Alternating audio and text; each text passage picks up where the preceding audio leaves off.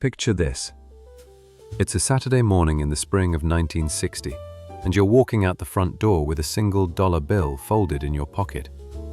$1. Today, that might get you, well, not much. A candy bar, maybe, if you shop around. But in 1960, that dollar was a small event. With it, you could buy a gallon of gas, a loaf of bread, a bottle of Coca-Cola, a candy bar, a first-class postage stamp, and still walk home with change jingling in your pocket. One piece of paper, and your Saturday was taken care of. Honestly, what strikes me most about 1960 isn't any single price. It's the relationship people had with money. Prices were small, steady, and knowable. A housewife could tell you the price of ground beef to the penny because it was the same penny it had been last month. Try doing that today, when the number seems to change between the shelf and the register. So, come along with us. We're going back to 1960, through the grocery store, the gas station, the department store, the kitchen table where the bills got paid. We'll look at what things cost, what people earned, and, this is the part most videos skip, what those numbers actually felt like to the families living them. Some of it will make you sigh. Some of it, believe it or not, will make you grateful for today. Do you remember what your family paid for groceries back then? Keep that number in mind. Let's see how close we get. The supermarket in 1960 was still a fairly new marvel. Gleaming aisles, shopping carts with one stubborn wheel, and the smell of fresh bread near the entrance. Some things never change. But the prices on those shelves? A loaf of white bread ran about 20 cents. A dozen eggs, somewhere around 55 cents. A gallon of milk, about $1, and in many towns you didn't even go get it, it came to you. But we'll get to the Milkman in a moment. A pound of ground beef was roughly 45 cents. A whole chicken for Sunday dinner, maybe $1.25. A $5 bill could genuinely fill bags, plural, with groceries. $10 fed a family of 4 for a week if the cook knew her way around a kitchen, and in 1960, she almost always did. Leftovers weren't a disappointment, they were a plan. Coffee was around 75 cents a pound, and it was percolated, not dripped, and certainly not handed to you through a window for $6. A bottle of Coke from the machine outside the store, $1. A Hershey bar, a nickel. Here's the comparison that gets me. That week of groceries for $10, adjusted for what people earned, food took a bigger slice of the family budget than it does now, close to a fifth of household income. We actually spend a smaller share on food today. The difference is, back then, the money went to ingredients, flour, meat, potatoes. Today, so much of it goes to packaging, marketing, and someone else doing the cooking. Which grocery store did your family shop at? I'd wager you can still see the sign in your mind. Before the family was even awake, commerce had already visited the porch. 2 glass bottles of milk, cold, with the cream risen to the top, delivered before dawn by a man who knew your name, your order, and probably your dog. Milk delivery cost only pennies more than the store, and millions of American families wouldn't have dreamed of getting it any other way. You left the empties out, sometimes with a note tucked in the neck of the bottle. Extra butter this week, please. The newspaper landed on the step around the same time, thrown by a 12-year-old on a bicycle who was running his first business. The paper cost about a nickel on weekdays. For that nickel you got the news, the funnies, the box scores, and the classifieds, the entire internet of 1960, printed and folded. And if the phone rang that morning, it was a party line in plenty of neighborhoods. You shared the line with the Hendersons down the street, and everyone swore they never listened in. And everyone listened in. A first-class stamp to mail a letter, 4 cents. Think about that. Staying in touch with your mother across the country cost 4 cents, and a little bit of your handwriting. What strikes me is how much of daily life arrived at the house. Milk, bread in some towns, the paper, the mail twice a day in cities. We think home delivery is a modern invention. Truth is, your grandmother had it first, and hers came with a smile and no delivery fee. Eating out in 1960 was an occasion, but an affordable one. The diner downtown served a blue plate special: meat, 2 sides, roll, and butter, for around $1. Coffee was a dime, and the waitress kept it coming without being asked. A slice of pie to finish, 15 cents, and it was baked that morning by someone whose name the regulars knew. And then, there was the new thing out by the highway: McDonald's. Golden arches, no seats to speak of, and a hamburger for 15 cents. Fries were a dime, a milkshake 20 cents. Her father could feed the whole car for under $2 and be back on the road in 10 minutes. People genuinely marveled at it. The soda fountain at the drugstore was still the after-school capital of America. A cherry Coke, a nickel or a dime. A banana split, a quarter. And it came in a glass boat with a long spoon, and it took 2 hands and all your concentration. Here's my honest take. We didn't lose the cheap hamburger. You can still find one. What we lost is the dollar dinner served on a real plate by someone who remembered you. That part didn't inflate. It just quietly disappeared. Where did your family go for a treat? A diner? A drive-in? A counter with spinning stools? Tell us below. Those places deserve to be remembered by name. In 1960, the car in the driveway was the second biggest purchase a family ever made, and Detroit made sure it looked the part. Fins, chrome, white wall tires. Cars weren't transportation. They were rolling optimism. A brand new full-size Chevrolet or Ford ran about $2,600. A fancier ride, a Cadillac, could touch $5,000 and turn every head on the block doing it. A good used car, something reliable for the working man, $500 to $800. And the gasoline. Oh, the gasoline.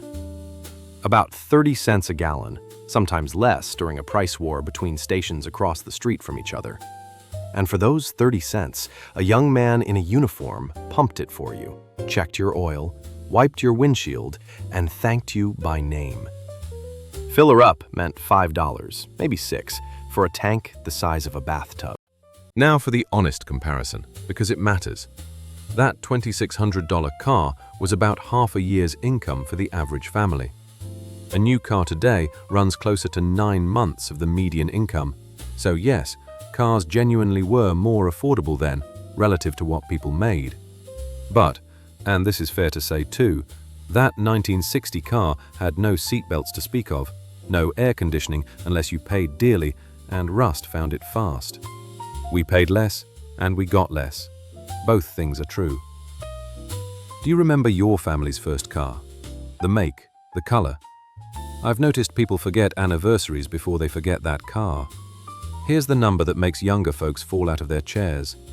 The median price of a new American house in 1960, about $12,700. 3 bedrooms, 1 bathroom, maybe 1.5 if the builder was feeling generous. A carport, a patch of lawn, and a mortgage payment somewhere around $80 to $90 a month. The whole house cost roughly twice the average family's annual income. Twice.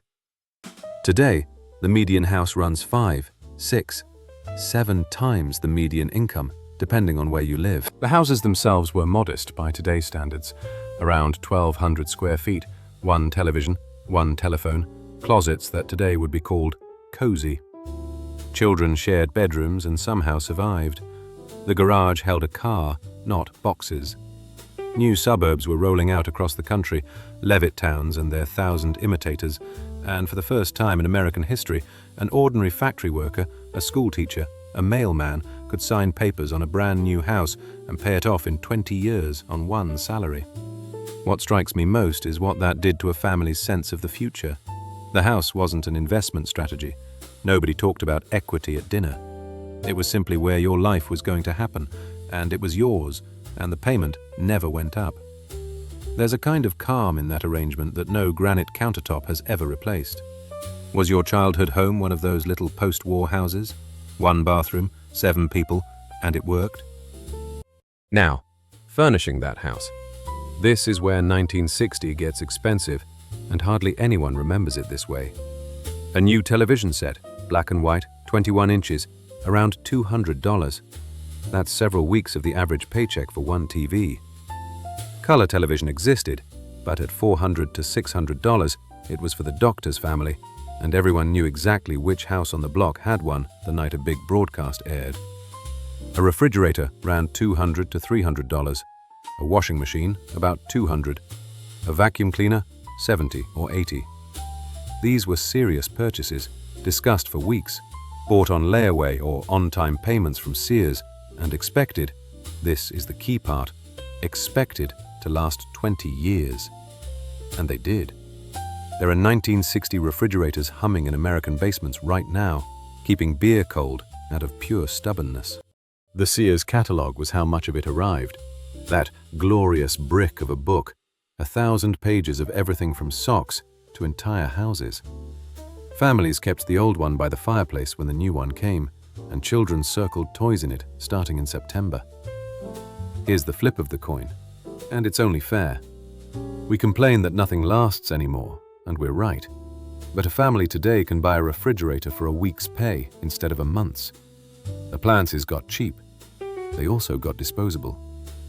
I'd honestly take the 1960 deal. Pay dearly once, cry once, keep the thing until your children inherit it. Which appliance in your childhood home simply refused to die? Clothes in 1960 came from department stores with elevator operators, or from the Sears catalog, or from a sewing machine in the back bedroom. And don't underestimate that last one, because half the dresses in church on Sunday were homemade and looked it in the best way. A pair of Levi's jeans, about $5. A man's dress shirt, $3 or $4. A good men's suit, and a man needed one because men wore suits to ball games back then, $35 to $50. A woman's everyday dress, $10 to $15. Children's school shoes, $5, bought a size big in September with growing room, and by spring they fit. Fabric was cheap and skills were common. A mother who could sew, and most could, dressed a family for a fraction of the store price. Patterns cost 50 cents. Hand-me-downs weren't shameful, they were the system. The youngest of 4 wore biographies, not outfits. The comparison to today is a strange one. Clothing is one of the few things that's genuinely cheaper now than it was then, relative to income. A t-shirt costs almost nothing today. But a 1960 family owned far fewer clothes and wore them for years. One closet, one rod, maybe 3 feet wide, held everything a grown man owned, and he was considered well-dressed. We traded quality and scarcity for quantity and churn. I'm not sure we won that trade. Did your mother sew? And can you still hear that machine going after bedtime?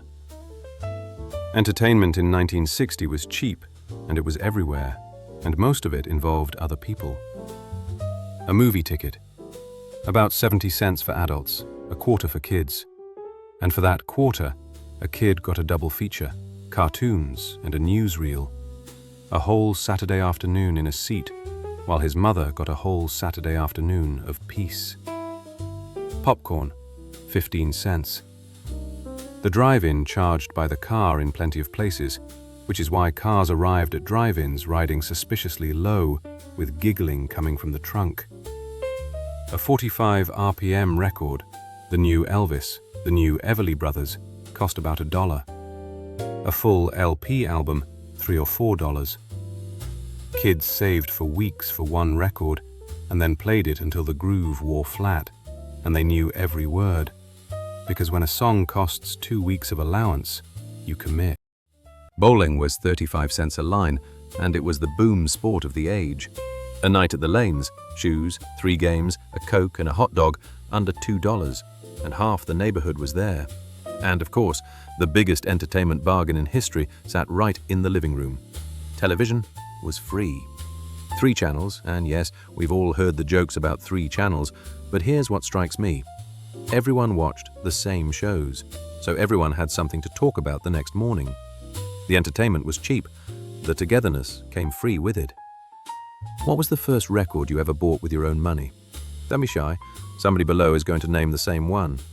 None of these prices mean a thing without the other side of the ledger. what people earned. The average American family income in 1960 was around $5,600 a year. The minimum wage was $1 an hour even. A factory worker on the line, auto, steel, rubber, took home around $2 to $2.50 an hour with a union card and a pension behind it. A school teacher earned maybe $4,000 to $5,000 a year. A secretary, $60 to $70 a week. A doctor was rich at $15,000 or $20,000. And here's the sentence that explains the entire decade. One paycheck was enough. The average factory wage could carry a mortgage of $80, groceries of $40 a month, a car payment, and still put a little into the Christmas Club account at the bank. Not lavishly. There was no eating out 3 times a week, no closet full of shoes, one family vacation a year, and it involved a car and relatives. But it added up to a life on one salary with mom running the house, which, let's be honest, was its own full-time profession, and then some. The teenager mowing lawns for $1 apiece, the paperboy clearing $10 a month. Even children participated in an economy where small money did real things. I want to be fair here, because nostalgia can lie. That system had doors closed to plenty of Americans, and a woman who wanted a career instead of a house faced a wall. The good old days were better if the days were good to you. But the arithmetic itself, one wage, one house, one future, that part was real, and losing it is not in your imagination. Now for the heavyweight prices, the ones families planned years around. A visit to the family doctor, about $5, and he might come to the house, the black bag, the stethoscope cold from the car, for not much more. A day in the hospital ran about $30. Having a baby, all in, might cost $250. Plenty of families paid the doctor directly, in cash or in installments, and medical bills, while never fun, were a problem measured in weeks of pay, not decades. College. A year at a state university, tuition, room, board, books, could be had for under $1,000. Harvard, the most famous name in American education, charged about $1,250 a year in tuition. A summer job genuinely could pay for a school year. Say that sentence to a college student today and watch their face. Now the reversal. Because 1960 wasn't cheap at everything, far from it. A long-distance phone call was a luxury. Families scheduled them, talked fast, and yelled, "Long distance!" through the house like a fire alarm. Flying was for the few. A cross-country round trip cost hundreds of dollars in 1960 money, weeks of wages, which is why Grandma arrived by train or not at all. Air conditioning in a car or a house was a genuine mark of wealth. That's the fuller picture. Doctors and diplomas were cheap. Distance and comfort were dear. Today, it's flipped almost exactly. We fly across the country for the price of a nice dinner and then spend 20 years paying for the education. Which trade would you rather have? I keep going back and forth myself. So was everything really better? Let's spend one honest minute on the catch, because your memory deserves the truth, not just the warm parts. Yes, $1 went far, but there were fewer dollars and far less to buy. That 1960 family owned one car, one TV, 5 or 6 changes of clothes per person, and took modest vacations. If a family today lived at a 1960 standard of consumption, no second car, no closet overflow, no eating out, no gadgets, their money would stretch remarkably far too. Part of what we call inflation is really appetite. Some things were genuinely brutal then. A television cost a month's pay. A phone call to your sister 2 states over was a budgeted event. If your fridge died, that was a family financial crisis. And the safety nets under a family, medically, financially, were thinner than memory usually admits. But here's what strikes me most, weighing it all. The 1960 economy was legible. A person could hold the whole thing in their head. Prices held still. The mortgage never moved. The milkman's bill was the same every month. You could plan a decade ahead with a pencil, and people did. That predictability, more than any single price, might be the thing we actually miss. It wasn't that life was cheap. It's that life was calculable. Let's walk back out that front door where we started. Dollar bill in your pocket, spring of 1960. Gas at 30 cents. Bread at 20. A hamburger for 15. A movie for a quarter. A Coke for a dime. A stamp for 4 pennies. A house for $12,700 and a Chevrolet for $2,600, carried by a paycheck of $100 a week. One paycheck for the whole family, with a little left over for the Christmas club. The numbers are charming, but the numbers were never really the point. The point was a world where an ordinary family, on ordinary work, could afford an ordinary life, and where ordinary, looking back, turned out to be something pretty extraordinary. So here's my question for you, and I genuinely read these comments, every one. What price do you remember exactly? The one burned into memory. What your first house cost. What you earned your first week of work. What the corner store charged for penny candy that actually cost a penny. Put the number below, and the year, and where you were, because 1,000 of those numbers, from 1,000 of you, tell the story of this country better than any economist ever could. Until next time, take care of yourselves, and if you happen to find a bottle of Coke for a dime anywhere out there, you buy the whole case.